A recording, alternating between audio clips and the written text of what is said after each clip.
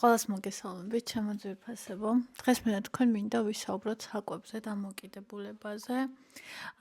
ძალიან მინდა რომ ამ თემაზე მეტი ვისაუბროთ, იმიტომ რომ ფაქტობრივად არცად არ ხდება ხოლმე ამ თემაზე ლაპარაკი. ადამიანები ძალიან ხშირად საუბრობენ იმაზე, როგორ დაიკლეს წონაში, ან როგორ უნდა დავიკლოთ წონაში და ძირითადად უმრავლესობას მხოლოდ ეს აინტერესებს, მაგრამ ხშირად ფესვები არის ძალიან გაცილებით ღრმად და მე მინდა რომ კვებით დამოკიდებულებაზე ვისაუბროთ და ასევე გავშალოთ ეს თემა არა მხოლოდ ერთ ვიდეოში, არამედ ბევრ ვიდეოში ვისაუბროთ ამაზე და დავეხმარო იმ ადამიანებს, ვისაც შეიძლება წლები აქვთ მსგავსი პრობლემა. საკვებზე დამოკიდებულების დროს ადამიანს არ არის აუცილებელი რომ ქონდეს ძალიან დიდი ჭარბი წონა. ჩვენ შეიძლება ესე წარმოვიდგინოთ საკვებზე დამოკიდებული ადამიანი, აი გადაცემები რო ახლა ვიწონი 300 კილოგრამს, მაგრამ შეიძლება ადამიანს ზედმეტი ქონდეს მხოლოდ 5 კილოგრამი ან 3, ან შეიძლება არც კი ქონდეს, მაგრამ საკვებზე დამოკიდებული იყოს. ანუ რას ნიშნავს საკვებზე დამოკიდებულება? ეს პირველ რიგში არის ემოციური რეგულაცია, ანუ საჭმლის მიღება იმიტომ კი არ ხდება, რომ ადამიანს შია ფიზიოლოგიური სიმშირის გამო კი არ ხდება კვება, არამედ იმიტომ ხდება, რომ კარგად არის, ცუდად არის, ანუ დადებითი სტრესით სტრესია. ანუ ავტომატურად ჩნდება ჭამის სურვილი, იმიტომ რომ გაუმკლავდეს თავის ემოციებს, ან დააბლაგოს ისინი, ან გამოიყენოს როგორც ანტიდეპრესანტი საკვები, იმიტომ რომ საკვების მიღების დროს ტვინში გამოიყოფა დოფამინი და ეს არის ეგრეთ წოდებული სწრაფი და მარტივი დოფამინი, რომელიც ყოველთვის არის ხელმისაწვდომი. ხა წარმოვიდგინე, როცა შენ სამსახურში ხარ და დაკავებული ხარ, ან როცა ბავშვის სახლი, რა ვიცი, ყველაფერი უამრავი საქმე გაქვს და ლამის ყირასად კი ხარ, ყოველთვის შეძლებ, რომ უცებ რაღაცა პირში ჩაიგდო და გააგრძელო ეს ამბავი, ხო? ანუ ძალიან ბევრი სიამოვნება არ მეგულება მე ისეთი ხელმისაწვდომი და ბრწყალებში ისეთი უსაფრთხო, როგორც ერთი შეხედვით შეიძლება საჭმელი მოგვეჩვენოს. სინამდვილეში კვებითი დამოკიდებულებაც ისეთივე დამოკიდებულება არის, როგორც მაგალითად ნარკოტიკზე დამოკიდებულება. ცხადია, ხა ნარკოტიკული ნივთიერება გაცილებით ძლიერია და სულ სხვა პროცესებს იწვევს გაცილებით ძლიერს, მაგრამ ნახეთ რაშია მექანიზმია ერთი, ანუ თუ ადამიანი დამოკიდებულია, ანუ ეს არის გამუდმებული ფიქრები, მაგალითად საჭმელზე. როცა ცუდად არის ჭამა უნდა, სადმე რომ მიდის აუცილებლად რაღაცა უნდა ქონდეს. ეს ძირითადად არის ან ტკბილი, ან მწარე, ან ცხარე, ან junk food-ი, ან ცხიმიანი, ან რაღაცა ისეთი საკვები, რომელსაც აქვს მძაფრი გემო. არასდროს არ არის ეს ბროკოლი, მწვანე ვაშლი. ხო, და ადამიანს უნდა წონაში დაკლება გამუდმებით, მაგრამ თან დამოკიდებულია საკვებზე. და ეს ძალიან ხშირად ხდება ხოლმე საზოგადოებისგან, ესეთი რაღაცა ცუდი და ამრეზილი ან დამცინავი რაღაცის მიზეზი.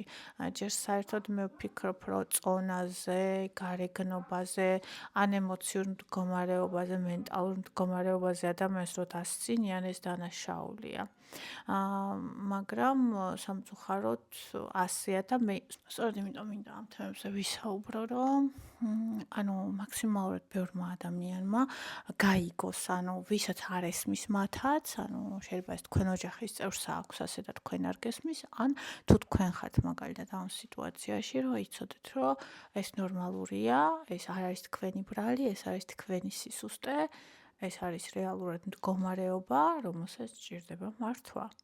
და ძალიან ხშირად ჩემთვის უთქვამთ, რომ აი რა, რატო ხარ ჩაციკული, დაიკიდე რა და მოგეშვება. მაგრამ სინამდვილეში ეს ასე არ მუშაობს. აი წარმოიდგინე ხა ნარკომანს რო უთხრა, რომ ხე შენ დაიკიდე და უბრალოდ მოიხმარე რა ცოტა ყოველდღე დაიკიდე და თავში გაგივლის. გავuვლის? რეალურად ანუ ჭამა არ ხდება, იმიტომ რომ ადამიანს შია. როგორც უკვე ვთქვი, ეს არის სიცარიელის შეგრძნება. ეს ხშირად აქვთ შემოქმედებით ადამიანებს, ძალიან ღრმა ადამიანებს, ვისაც ღრმა განცდები აქვთ და არ იციან როგორ გაუმკლავდნენ თავის გრძნობებს და ცდილობენ რაღაცით ჩაახშონ, ან რაღაცაზე ყურადღება გადაიტანონ. სიცარიელის განცდა, ემოციების ვერ განცდა, დაღლილობა, მარტოობა, ნერვიულობა და ასე შემდეგ. და 65-70% ზედმეტი ჭამების, ანუ binge eating-ების მოდის არა იმას, რომ ადამიანს შიოდა. ეს დამოკიდებული იყო გარკვეულ გარე ტრიგერებზე. გარკვეულ ტრიგერებზე. რატო არის, რომ საკვებზე დამოკიდებულებაზე არ საუბრობენ? იმიტომ რომ როგორც თქვი ხა, მაგალითად ბურგერი არ იწვევს ტვინში ისეთი დონის რეაქციას, როგორც მაგალითად რაღაცა სხვა ნივთიერებები, ხო? ანუ ეს უფრო ასე ვთქვათ, უფრო ნაკლებად მოქმედებს ტვინზე და ისეთი დამოკიდებულებაც არ აქვს. ეხლა მაგალითად აი ნარკომანს რო აქვს ლომკა, სადაც ფიზიკურად ძვლებით კივა და საშინლად გრძნობს ადამიანი თავს, აქ მასე არ არის, თუ ბურგერებს აღარ შეჭამ, ძვლები არ გტკივა, მაგრამ ემოციურად ხარ ცუდად. აი თუ თქვენ ხართ ესეთი ადამიანი, ვინც საკვებზეა დამოკიდებული და ვინც სირთულეებს, სტრესს, სამსახურში დაკავებულობას, დაღლილობას და ამ შემდეგ საჭმელით უმკლავდება, აი რო გადასუხათ ჯანსაღკვებაზე მაგალითად, რატო ვერ გაცელით დიდხანს? იმიტომ რომ დაკარგეთ ემოციური რეგულაცია, ხო?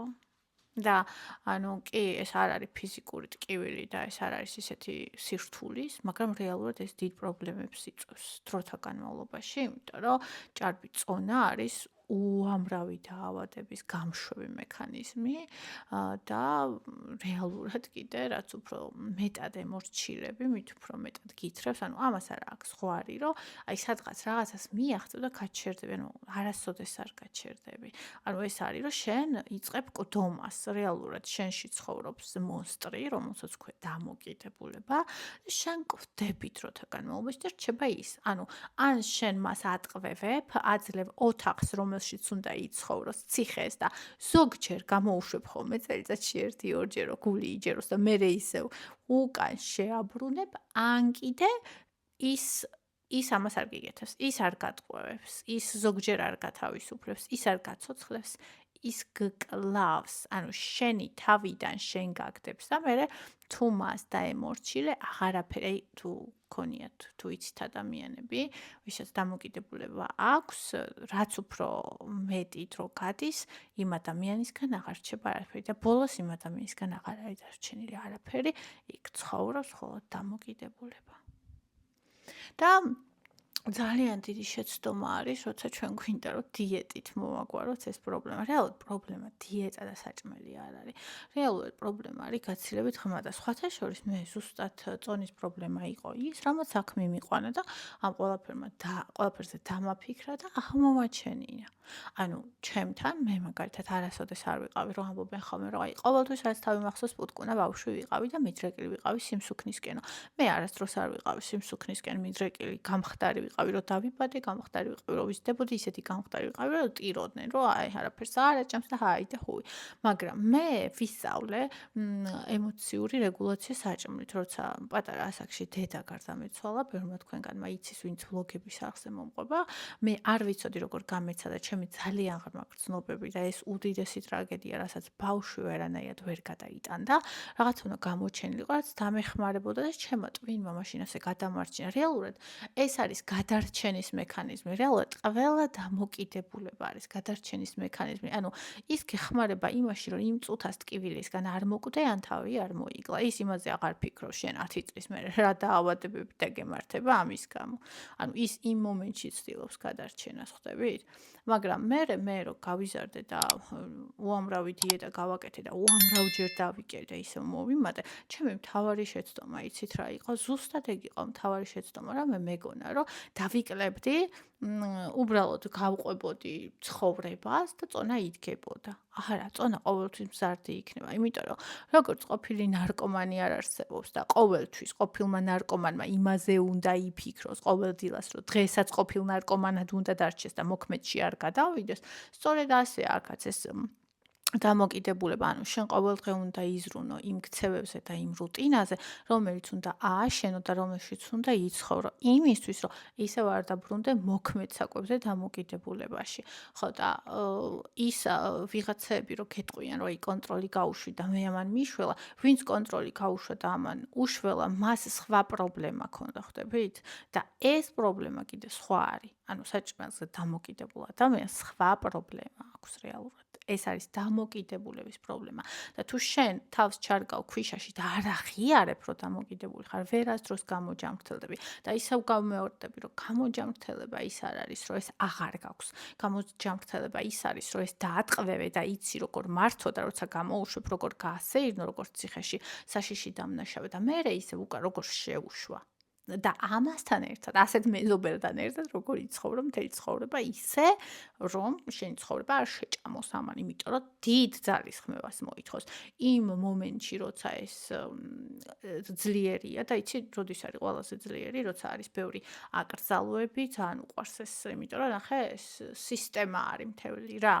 აკრძალვები, დიეტები, ანუ დიეტები მერე მოდის დარღვევა, რომელიც გადაგლეკავს, მერე მოდის საშინელი დანაშაულის გრძნობა, საშინელი საკუთარი თავის სიძულვილი და მერე ისევ იწყება დიეტები, აკრძალვები და აი ამ წრეში ტრიალებ და ტრიალებ. ამიტომ რა თქმა უნდა ძალიან მნიშვნელოვანია, რომ ჩვენ თავს გქონდეს ჩარჩო, მაგრამ არა აკრძალვები. მე სულ ვამბობ ამას. მე ანუ საკვებში ჩემთვის ყველაზე ჯანსაღი ეგ არის, რომ არ მაქვს არანაირი აკრძალვები, მე მაქვს ჩარჩო. აი ამ ჩარჩოში შემიძლია ვჭამო ეს და ეს, მაგრამ არა უსაზღვროდ, არა უზომოდ და არა მთელი დღის განმავლობაში. ანუ აუცილებლად უნდა გქონდეს რაღაც ჩარჩო, რომლითაც მართავდათ. რატო არის კიდე საკვები დამოკიდებულება ერთ-ერთი ყველაზე ვერაგი? იმიტომ რომ მოსაწევს აღარ მოწევ, ნარკოტიკს თუ მოახერხე და გადააგდე, აღარ გაიკეთებ. თამაშიც რო არის თამაშო, შენი სხეული არ მოკვდება ამის გამო, მაგრამ თუ არ ჭამე საჭმელი, შენი სხეული მოკვდება. ანუ შენ ყოველდღე უნდა ჭამო საჭმელი, ანუ შენი ნარკოტიკი ყოველდღე უნდა მიიღო, მაგრამ ისე რომ ამან შენ დამოკიდებულებაში არ წაგიყვანოს და თან ისე რომ ამ საჭმელით დატკბე. ანუ ეს ყველაზე რთული გზა არის რეალურად, მაგრამ ერთადერთი სწორი გზა არის საკვებ დამოკიდებულებაში. და მინდა ვთქვა, რომ ძალიან ძლიერი ადამიანების გზა არის, მაგრამ საერთოდ ეგეთი რაღაცები მე მგონი ძალიან ძლიერ ადამიანებს გვაქვს ხოლმე ისეთი ჯვარი, რომლის დარებაც შეგვიძლია. აბა რა სიტყვით.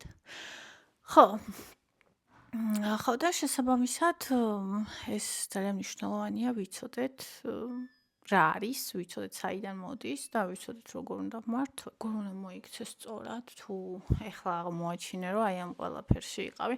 პირველ რიგში საკვებთან უნდა შეწყვეტო ბრძოლა, საკვები მტერი არ არის, შენი მტერი არ არის რეალურად საკვები, საკვები ის არის, ვინც გადაგარჩინა, ვისი დახმარებითაც შენმა ორგანიზმმა გადაგარჩინა, ასევე შენს ორგანიზმთან არანაირი და ტვინთან არანაირი ბრძოლა არ უნდა გქონდეს, მას უნდა გახდე მისი ყველაზე საიმედო თანამოკავშირე. რეალურად ამას იმისთვის აკეთებს, რომ გადარჩე, ხო? და შენ უნდა ისწავლო ის რომ არა აკრძალვები, ის რომ რეგულარული კვება, ის რომ ისიც ჭამო რაც გიყვარს და ისიც რაც ორგანიზმს ანაყრებს და გარკვეული ჩარჩოც გქონდეს და ასევე ემოციური რეგულაცია უნდა ისწავლო. ანუ რისთვისაც გჭირდებოდა ის საჭმელი, ადრე არ იცოდი რომ ამისთვის გჭირდებოდა და ეხლა იცი ეს საჭმელი რისთვისაც გჭირდებოდა და იმის რეგულაცია უნდა ისწავლო. აი ხო ძალიან მარტივად ჭხერს არა, მაგრამ იცი რამდენი ხანი ჭირდება რომ ეს ისწავლო? წლები. მე უკვე რამდენი წელია ამას ვსწავლობ და კიდევ რამდენი მაქვს სასწავლი. და რაც უფრო ღრმა ადამიანი ხარ, მით უფრო მეტი გაქვს სასწავლი. და მით მეტი სიღრმე გაქვს და მით უფრო ღრმად უნდა ჩახვიდე და მით უფრო შავ წყალში.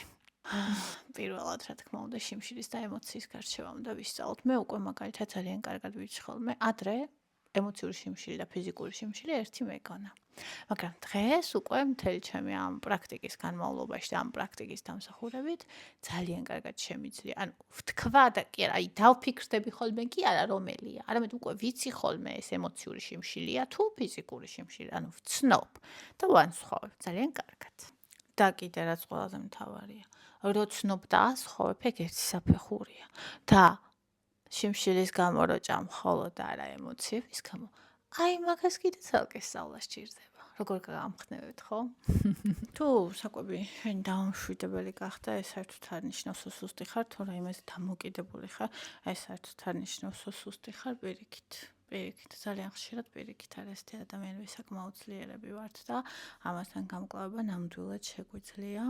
აუცილებელი არის, რომ გავაცალკეოთ ემოციური და ფიზიკური სიგნალები, სხეულს აუცილებლად სჭირდება საკმარისი ოდენობის წყალი, საკმარისი ძილი, საკვები, არა ის რა აღარ ვჭამო, არამედ ის რა დავამატო, მაგალითად ცილა, ნახშირწყალი, უჯრედის, ეს ყველაფერი უნდა მიიღო.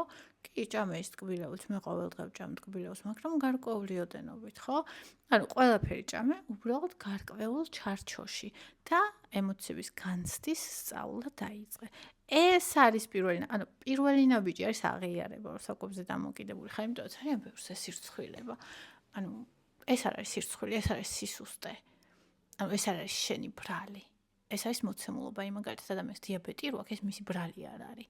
ანუ რაღაც ნებისმიერი ქრონიკული დაავადება, ხო? ეს ის არის, რასთან ერთადაც ჩვენ უნდა ვიცხოვროთ. ჩვენ ამას, ანუ ნახე, ეხლა შემხვდა TikTok-ზე, რომ ვიღაცა გოგოს ქონდა ვიდეო, მეო ისო, აი ეს ზუსტად საკვებზე დამოკიდებულება აქვს აღწერილი. არ იცის, რომ საკვებზე დამოკიდებულება აქვს, მაგრამ აღწერილი აქვს ეს და არ მინდა ვარც დიეტებიო, არ მინდა ვარც საერთოდ რომ ვაკონტროლ, ანუ ის ჩარჩო რაც მე ვთქვი, აი ეგ ჩარჩოც არ მინდაო. უბრალოდ მინდა აბსოლუტურად ყველაფერი ვჭამო, რამდენიც მინდა იმდენ ჭამო, ბევრი ვჭამო და თან გამხდარი ვიყო. ანუ ადამიანს არაფრის გაკეთება არ უნდა, მაგრამ სიგამხდრე უნდა, როგორც ძალიან ხშირად არის ხოლმე. რეალურად მე მაგალითად ეხლა ძალიან კარგად ვიცი რა არის ჩემი პრობლემა და მე მზად ვარ რომ მთელი ცხოვრება გადავიხადო საფასური და საფასური არის ჩარჩო. ეხლა როცა შენ მთელი დღე გინდა რომ დოფამინი მიიღო საკვებისგან და დამოკიდებული ხარ, შენთვის საკმარისი არასოდეს არ არის არაფერი, არათუ დეფიციტი, არათუ შენარჩუნება და საერთოდ არაფერი. როცა ემოციურად ცუდად ხარ, შეიძლება გათენებიდან დაძინებამდე, გაღვიძებიდან დაძინებამდე ჭამო, მაგრამ როცა ამას არ აკეთებ, შენ ამას გაცნობიერებულად აკეთებ და შენ ამითი იქმნი ჩარჩოს და მე მზად ვარ რომ მთელი ცხოვრება ამ ჩარჩოში ვიცხოვრო, ოღონდაც ჩემი თავი არ დავგარგო. ანუ აქ არის საუბარი წონაზე. ნახე, მე არჩევანი არ მაქვს. თუ მე მაგას გავყვები, ის მე შემავიწროებს და გამაქრობს. მე ვიქნები ცოცხალი და მე ვიქნები მკვდარი. ანუ ჩემი სხეული დაავადდება და დაავადებებით მოკვდება, იქამდე კი ჩემი შინაგანი მე იქნება უკვე მკვდარი. და ანუ ეგ ჩემთვის არჩევანი არ არის. ჩემს არჩევანია რომ მე ვიბრწოლო და მე ჩემი თავი ვიყო. და თუ დამარცხებია გექნება დღე რომ ადექი და ბევრი ჭამე, ეგ არ ნიშნავს რომ თავი დაინწყებ. ეგ ნიშნავს რომ ერთი დღე უბრალოდ ასეთი მოხდა და მადლობა ღმერთს რომ აი აქ არ არის რომ არ მოკვდები ამ პერედოზით, საჭმლის პერედოზით არ მოკვდები. დიდი ხანით რომ არ გაგიკეთებია და გააკეთებ, მაინც არ მოკვდები და თან დრო რო გადის, ადრე რო ბევრი იყო, ეხლა ის ბევრი ანუ ეხლა ბევრი, ანუ ეხლანდელი ბევრი მაშინდელი საშუალოა და მე ეხლანდელი ბევრი მაშინდელი ცოტა იქნება, ხვდები? ანუ როცა დიდხანს ხარ რაღაცა ჩარჩოში, მე ეჩვევა ორგანიზმის და გეხმარება, ხვდები? ხო და შესაბამისად პლუსებიც აქვს ამას, რა თქმა უნდა. სხვა დამოკიდებულებებთან შედარებით მინუსიც აქვს, მაგრამ თავისი პლუსებიც აქვს და თუ შენ მზად ხარ რომ მთელი ცხოვრება ეს საფასური გადაიხადო, მაშინ აუცილებლად მიიღებ იმას, რაც გინდა. ხოლო აი ვინც არ არის მზად რომ საფასური გადაიხადოს, ის უმეტესად დიეტების, ანუ მატების და კლების, აი ამ წრეში ტრიალებს ხოლმე. გისურვებთ ჯანმრთელობას ძვირფასებო, როგორც ფიზიკურს, ასევე მენტალურს, მიყვარხართ ძალიან, დალაიქეთ ვიდეო, გამოიწერეთ არხი, გამიზიარეთ თქვენი გამოცდილება და კიდევ უამრავი სხვა ვიდეო გვექნება, რა თქმა უნდა, კოცნით და ძალიან მიყვარხართ. თუ გინდათ რომ დაეხმაროთ არხს განვითარებისთვის დონაციით, მონაცემები იქნება ვიდეოს აღწერაში. მადლობა.